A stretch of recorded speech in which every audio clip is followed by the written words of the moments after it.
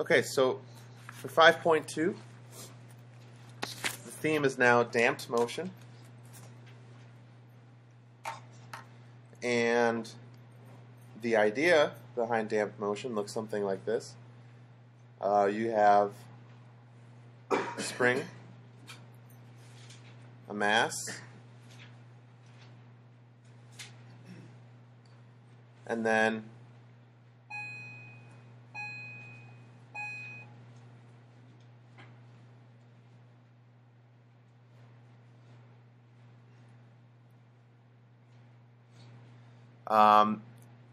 the motion of the mass goes through some kind of damping force. Okay, I mean, a very basic example would be to have a system kind of in water, in which case the motion would be very damped. A normal spring mass system is damped anyway because you have the resistance, and we're going to write it. We're going to go ahead and write it based on these assumptions. Okay, the damping force is going to be proportional to a power of the instantaneous velocity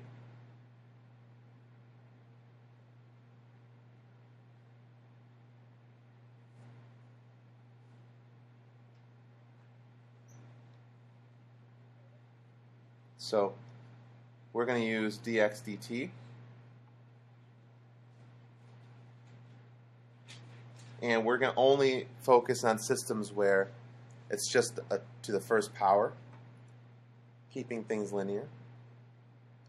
Okay, now if you go on to more in-depth work in physics and engineering, in hydrodynamics, you will study differential equations where these are not linear anymore.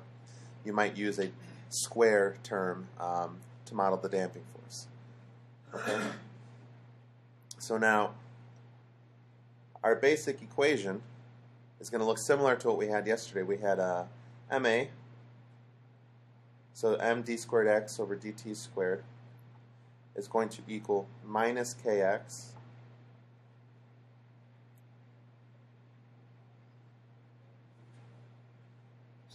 Okay, and if you think about what's going on here, as this mass is going this way, the spring is trying to pull the mass back up. That's why this is negative. And the damping force is also going to act a counteractive force in the other direction. So what we're going to do is subtract the damping force, and since it's proportional to a power of instantaneous velocity, I'm going to go ahead and call the constant here beta, and that'll be dx dt.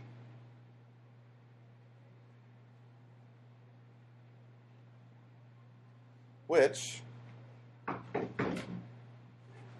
is it locked?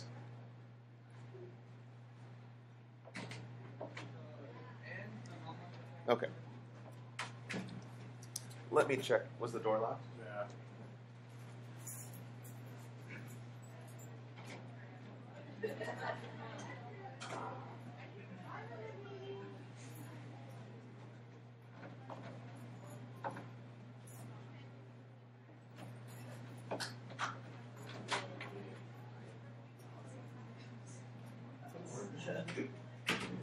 Those are some very authoritative knocks there.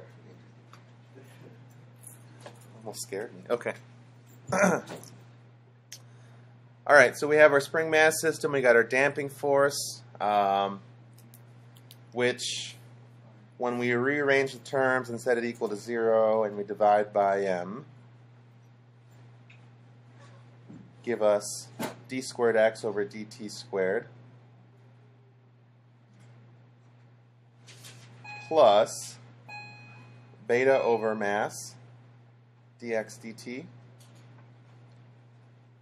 plus k over mass times x equal to 0.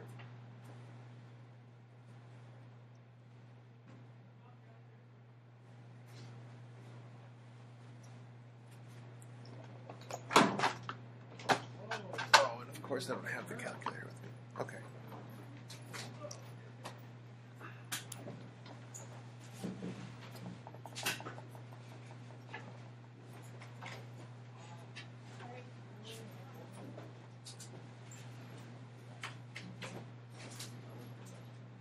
Well, on a normal schedule, you guys would all be on time.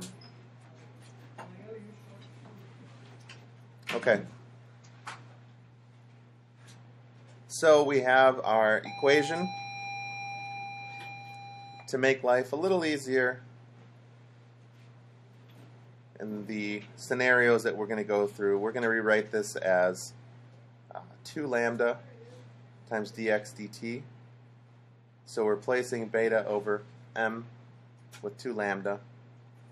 And we're going to use the convention from last section. K over m will be omega squared.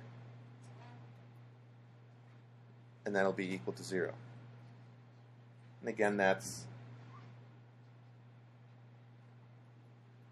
with these assumptions.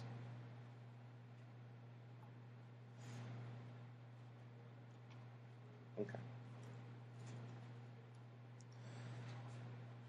So we get an auxiliary equation in x, or if we want to say m squared plus 2 lambda m plus omega squared.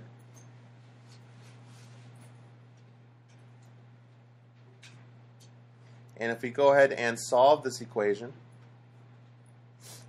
for our roots using the quadratic formula, we get that m is going to be the opposite of 2 lambda plus or minus the square root of b squared, so 4 lambda squared, minus 4 times a, so 1, and then c, so 4 omega squared, all over 2.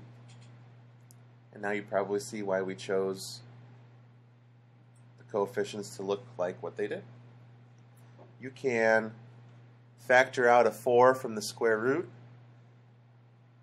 giving you a 2 in front of the root. Then all the 2's would cancel out. You just get minus lambda plus or minus the square root of lambda squared minus omega squared.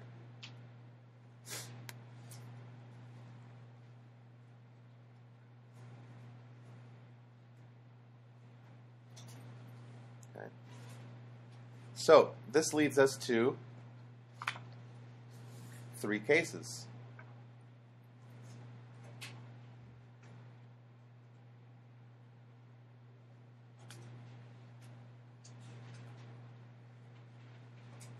Where would these 3 cases come from, do you think? The discriminant, which in this case is lambda squared minus omega squared. So let's go through case 1. Lambda squared minus omega squared. Let's say it's positive.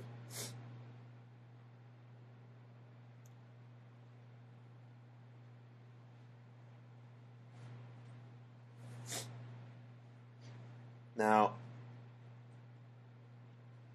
the solution, since these are going to be real roots, are going to come from m1 being minus lambda plus the root of lambda squared minus omega squared, and then the second root would be the same, just subtract the discriminant. So our solution is going to look something like this. Since we have c1e to the m1t plus c2e to the m2t whenever we have real roots,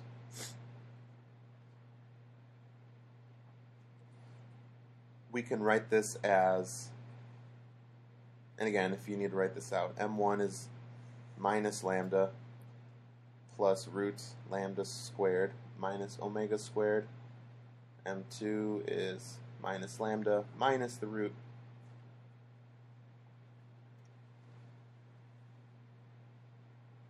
Okay, so if we go ahead and put these things together, we could factor out a minus, or e to the minus lambda t from both terms, which then would give us c1e to the square root of lambda squared minus omega squared times t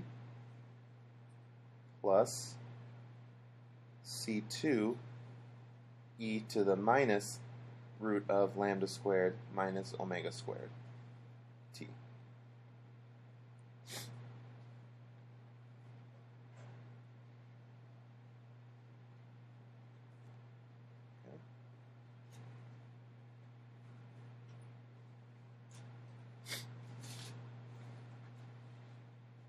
Now you've been solving these equations for a while, but we'll go through some graphs here in a moment, but this is what we call overdamped motion.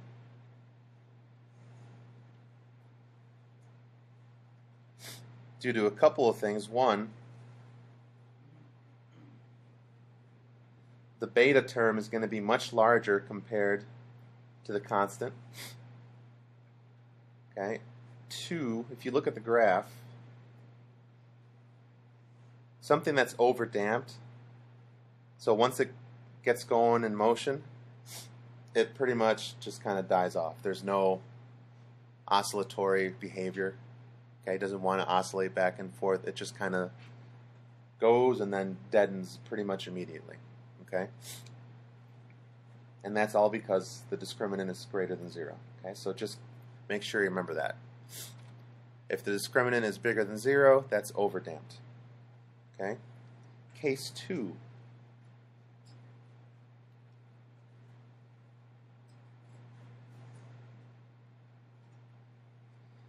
We can go ahead and do the discriminant equal to 0.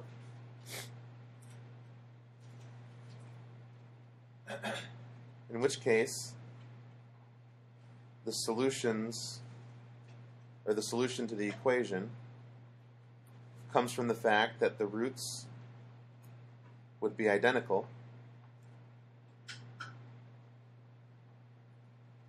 and those two roots, if the discriminant is 0, are basically minus lambda.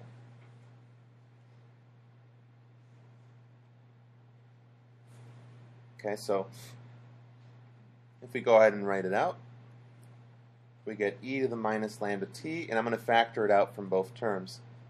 So instead of c1 e to the minus lambda t, I'll factor that out, leaving behind c1. And then same thing with the second term, so I should have c2 times t.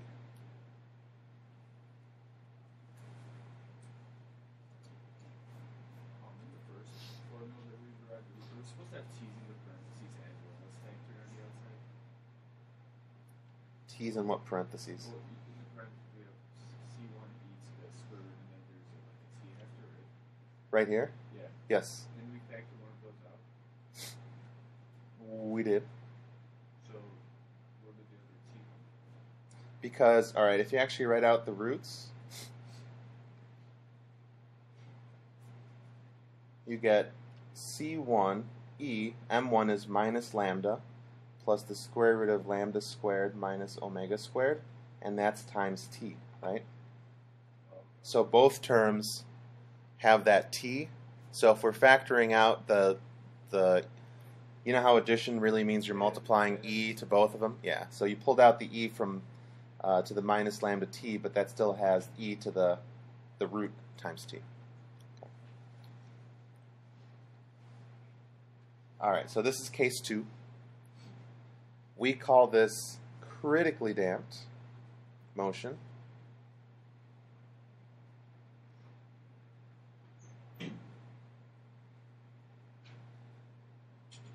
Couple reasons. One, graph. If you look at it closely, looks like it almost wants to start oscillating, but not quite.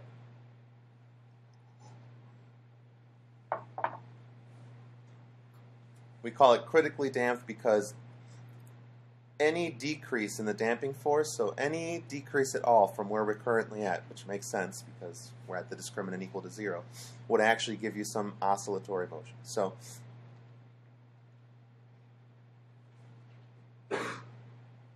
pretty easy to remember so far. Case 3.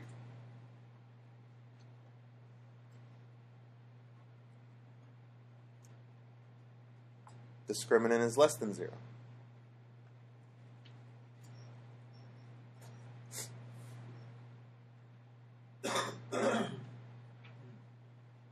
Okay, so now, since this is going to be a negative, when I write the roots for the auxiliary equation, we're going to get minus lambda plus or minus the square root of, if I factor out the negative 1, so I get my I, then this will switch from lambda squared minus omega squared to omega squared minus lambda squared.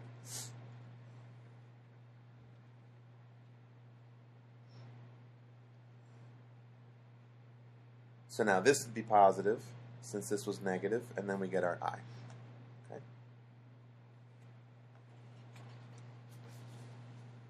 And now,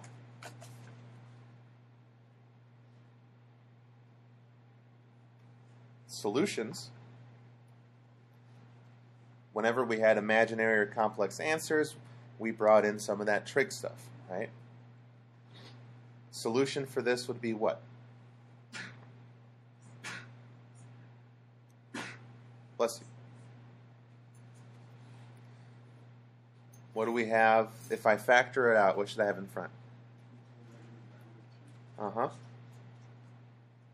And then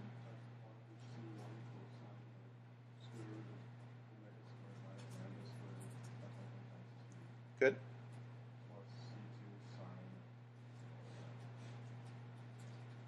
Sine of all that. Yep, that's good. Good. So keep in mind the t is outside of the root, right? I don't know if you need to do it like this. Might help, might not. Okay.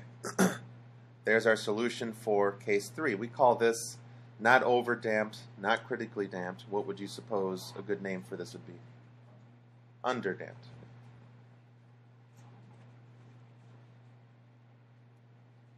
Meaning that there's some damping force, but not enough to really deaden the motion so severely that it doesn't oscillate. So if you actually look at the graph, it will kind of look something like this, which is what most spring mass systems actually look like anyway. Now, looking at the solution, we can graph one of these examples later on our calculators, but you can probably reason your way through this now. Okay, this, if you ignore the coefficient out in front for the time being, is just a trigonometric function, right? So that'll just be your normal simple harmonic motion graph bounded between maximum and minimum values. But now, if we throw this term out in front of it, as t goes to infinity, what does this go to? Right. So as t goes to infinity, x of t starts to go towards 0.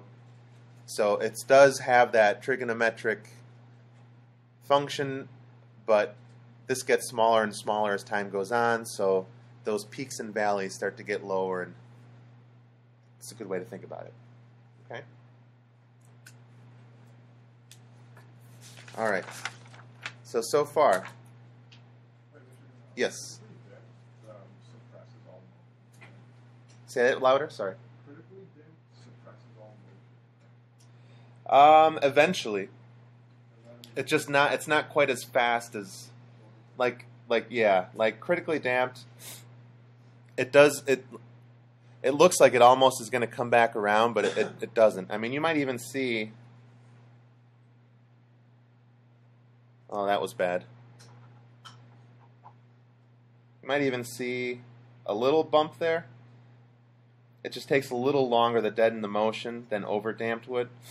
And any sudden decrease or increase in the damping force would just give you the one or the other. Okay, and actually, I think when we do our examples, if you have your calculators handy, I'd recommend you take those out because it'll be nice to actually look at these graphs and their solutions so you can kind of see the functions. Let me go get mine too.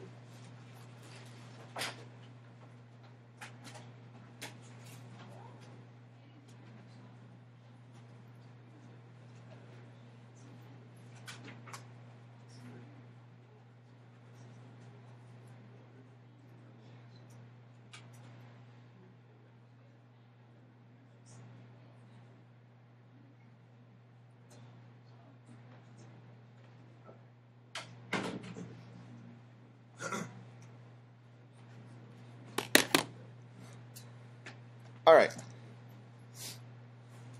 So going forward,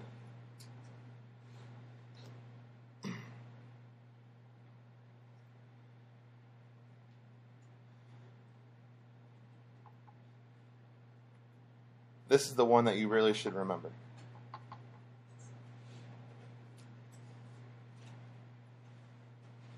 Okay?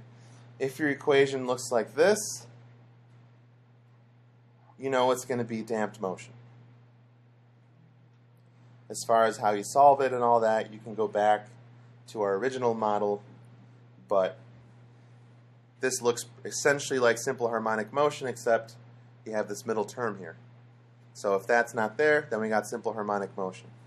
After spring break, we're going to see stuff that looks pretty much like this, but now instead of it equaling 0, it's going to equal something else, which is what we call forced motion. Okay? All right. Is B just like a random constant? It's not related to the spring or mass or whatever? Oh, no, it is. Oh, it's the force, right? Oh, this is a proportionality constant with the velocity.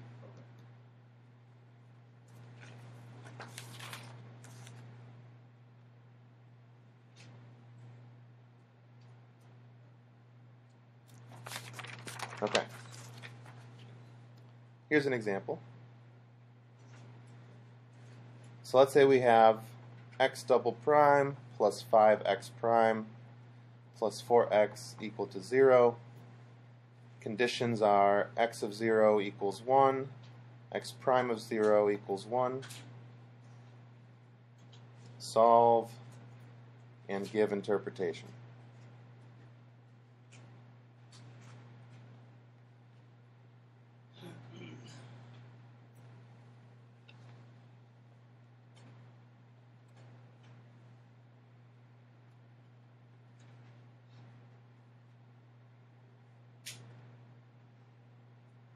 Okay.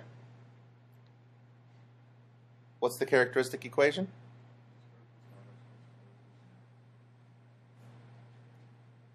Factor it. Now I know we had trouble with that in the last exam. M plus 4, M plus 1. Just making sure. What are the roots? -4, -1. So, what kind of motion is this? Overdamped. If we have two real roots, discriminant's greater than 0. Bigger means over. So our solution will be c1 e to the minus 4t plus c2 e to the minus t. So, I mean, you've been solving these already, but now we have some physical interpretation that we can give behind these. Let's go ahead and find our constants. We know x of 0 is 1. And if I plug in 0 into our position function, we get c1 plus c2. Okay, so we don't really get any constant yet. If I go ahead and find the derivative of x,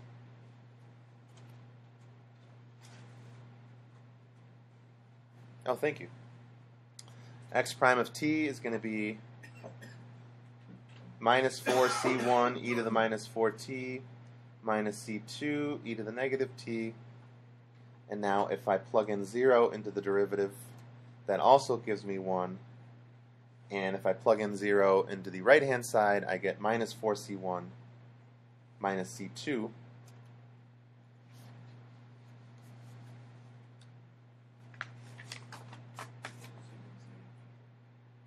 C1 is negative 2/3, okay. And C2 then would be 5/3, right? So now we have minus 2/3 or negative 2/3 e to the minus 4t plus 5/3 e to the negative t. Okay, so there's our equation of motion. And if I'm looking for a description, or the homework assignment is, your solution should say something about this being overdamped motion. You can say it's a mass on a spring starting where?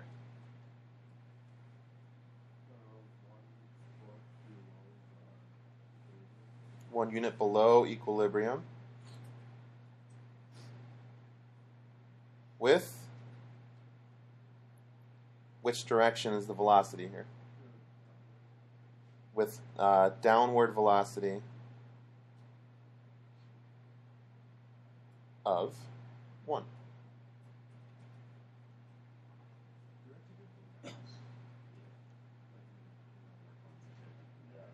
Oh, they actually found the mass and stuff? No, I mean, unless it's one of the actual physical problems, don't worry about it.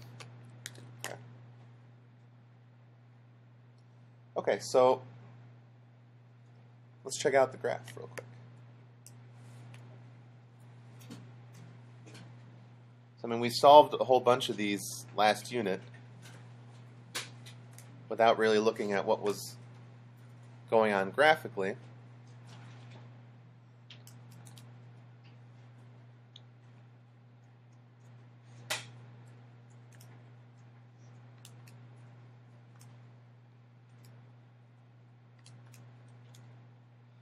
Don't really like this new format for the 84s, but I'll get by.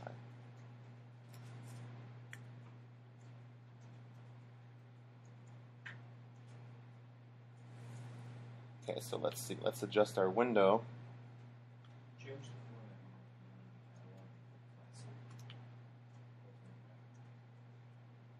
Catalog? Yeah, if you use second 0, Uh-huh. you go to the C section. Yep. C is classic. Oh. Oh, much better. Man. See, like the 89 is nice because if you have the pretty print, you don't have to like arrow over to, or I don't know, it's more cumbersome, I feel like, on the 84. All right, anyway, here's our graph.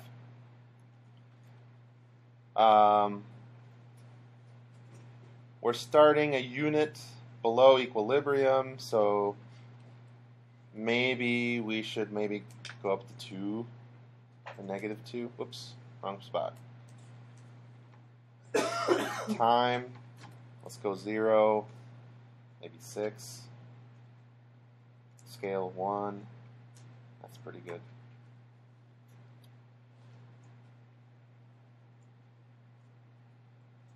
Okay, so there's the overdamped motion. You can kind of see it. It's not so clear on the screen there, but that's a little better. So, I mean, it starts at 1. It's got a tiny little bit more displacement since it's got an extra push in that direction from the initial velocity. And then once it starts to come back, I mean, it just goes to 0. Okay? So there's our overdamped graph. Now, they could ask you things like, oops. So here's a couple scenarios.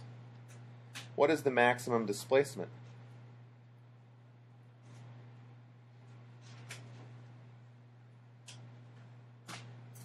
So, I mean, I know we graphed it, and yeah, we could stick it on a graph and do the max or min feature, right?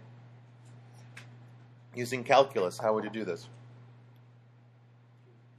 Do the derivative. So we know that x prime of t, looking at our position function, will be 8/3 e to the minus 4t minus 5/3 e to the negative t. And now, once you take the derivative, you set it equal to what? Set it equal to 0. If I factor out the e to the minus 4t, I get 8/3 minus 5/3 e to the what? 3t. Set these both equal to 0. That one never equals 0. This one we get something from. So we get 8/3 equals 5/3 e to the 3t. Solve it. You get 8/5 equals e to the 3t. So this is natural log of 8/5 equals 3t. So 1/3 natural log 8/5 is your time. And now you can do what? Plug it back into the x equation for display or position. So take this time value, stick it all the way back in here, and anybody have it, by the way? All I have in my sheet is x of ln of 8/5 over 3. I don't actually have the solution.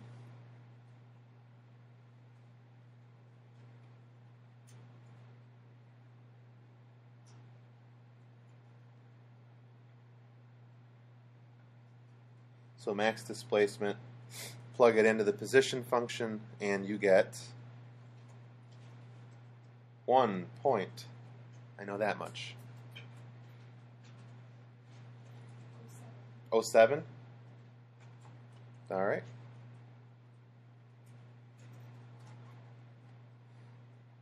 Good.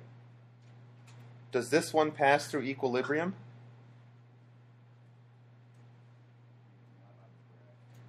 Not on the graph. I mean, so we already know what it looks like. You could try setting this thing equal to 0, right? Factoring out this kind of stuff here. If you did that, you're going to get something like this. That's never equal to 0, and then this will not have a solution.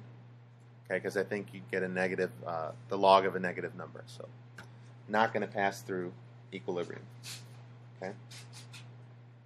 So when does it go through equilibrium? We say never. Moving on.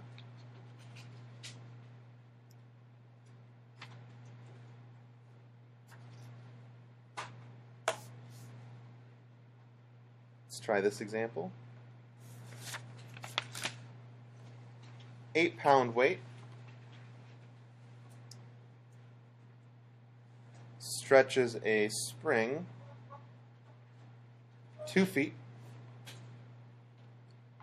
We have a damping force equal to twice the instantaneous velocity.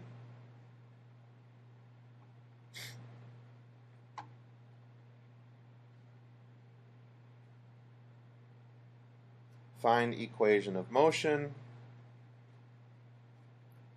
if released from equilibrium with upward velocity of 3 feet per second.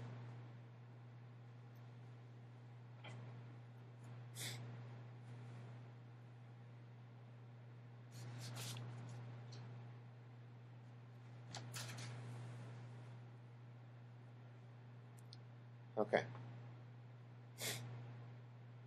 So this is going to look, at least initially, pretty much like the ones from simple harmonic motion. First we have to find our spring constant and our mass. So we know force will be k times the stretch distance. So we set 8 pounds equal to k. Stretch distance is 2 feet. So our spring constant is 4. Piece of cake. Find the mass.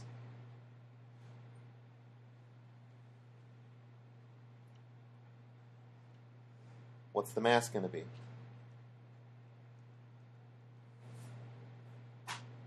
A equals m. What do we put in here for g? 32 feet per second squared. So 1/4 of a slug.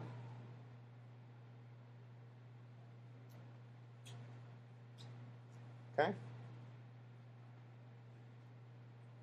So now going back to the equation, I said this is the one you want to know. Right? Really, it all comes down to this. If you know this, you can plug everything in. Mass we know. What's beta going to be? 2, because it was directly proportional to twice. It is twice the instantaneous velocity, and we found the spring constant. So our equation is going to come from mx double prime plus beta x prime plus kx equal to 0. The mass is 1/4.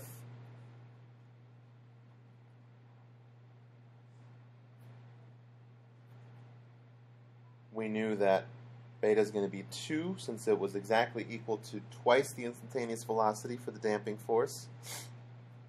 And then spring constant was 4. Okay, so multiplying through by 4, you get x double prime plus 8x prime plus 16 times x equals 0. Characteristic equation is a familiar one, m squared plus 8m plus 16, which is m plus 4 squared, which gives us a repeated root of -4, which means that this is what kind of motion? Critically damped, because the discriminant is equal to 0. Good. One root is critically damped. So our solution, x of t will be c1 e to the minus 4t plus c2 t e to the minus 4t. Okay? And now let's go ahead and see if we can find our constants. Initial position was what? Equilibrium, so 0. Plug in 0 into your position function, you get C1.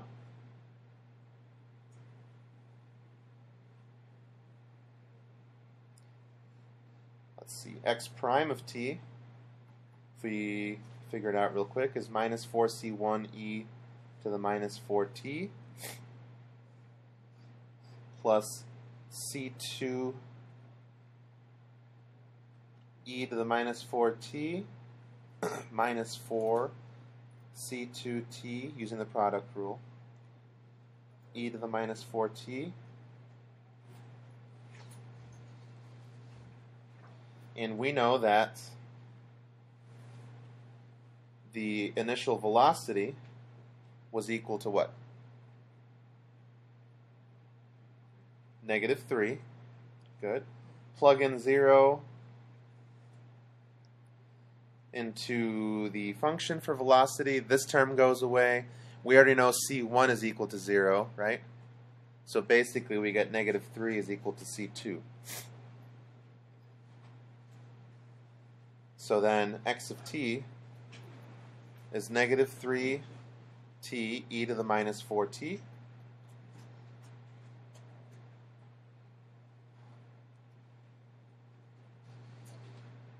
Okay, and again, you could be asked all the same kinds of questions. What's the maximum displacement? Does it go through equilibrium? And so on and so forth.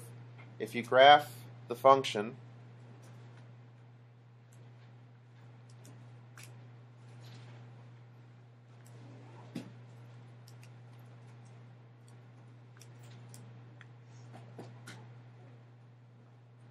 there it is.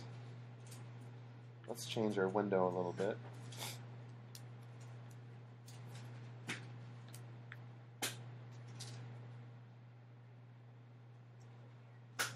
Okay, so you can kind of see with that initial velocity, it does come back, so it looks like it's going to oscillate, but then it just stays there. Stays down and deadens out. Okay? Oh, you guys are packing up early. Okay.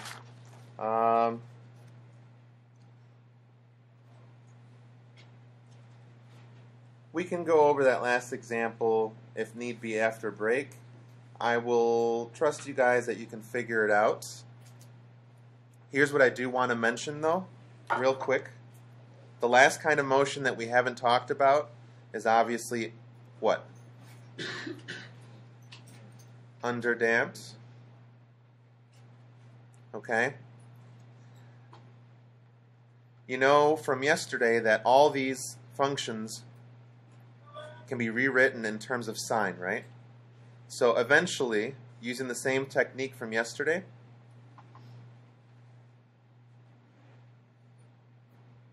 we could rewrite the function as a e to the minus t sine, and then what did we have in here? Omega t plus phase angle, right? I just wanted to clear up the terminology, because you guys know how to do this now, but they might ask you to find something that's called a damped amplitude, which you probably could have figured out, but that would be this coefficient here. A quasi-period,